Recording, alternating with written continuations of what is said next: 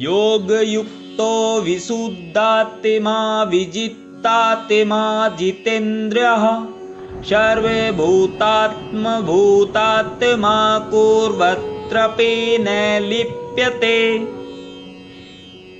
अर्थात भगवान श्री कृष्ण अर्जुन को कहते हैं कि हे अर्जुन, जो भक्ति भाव से कर्म करता है, जो विशुद्ध आत्मा है और अपने मन तथा इंद्रियों को वश में रखता है, वह सबों को प्रिय होता है और सभी लोग उसे प्रिय होते हैं। ऐसा व्यक्ति कर्म करता हुआ भी कभी नहीं बंधता। तात्पर्य जानेंगे।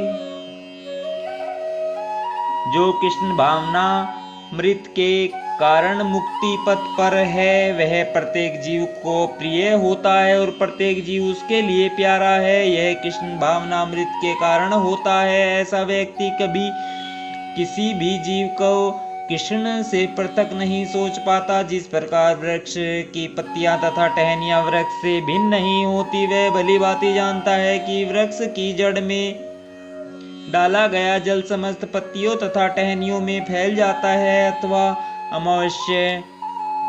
अमाशय को भोजन देने से शक्ति स्वतः पूरे शरीर में फैल जाती है। चूंकि कृष्ण भावनामृत में कर्म करने वाला सबों का दास होता है, अतः वह हर एक को प्रिय होता है। चूंकि प्रत्येक व्यक्ति उसके कर्म से प्रसन्न रहता है, अतः उसकी चेतना शुद्ध रहती है। चूंकि उसकी चेतना शुद्ध रहती है, अतः उसका मन पूर्णतया नियंत्रण में रहता है। मन के नियंत्रित होने से उसकी इंद्रियां संयमित रहती है। चूंकि उसका मन सदैव कृष्ण में स्थिर रहता है, अतः उसके विचलित होने का प्रश्न ही नहीं उठता। न ही उसे कृष्ण से संबंध कथाओं के अतिरिक्त अन्य कार्यों में अपनी इंद्रियों को लगाने का अवसर मिलता है। वह कृष्ण कथा के अतिरिक्त और कुछ नहीं सुनना चाहता। वह कृष्ण को अर्पित किए हुए भोजन के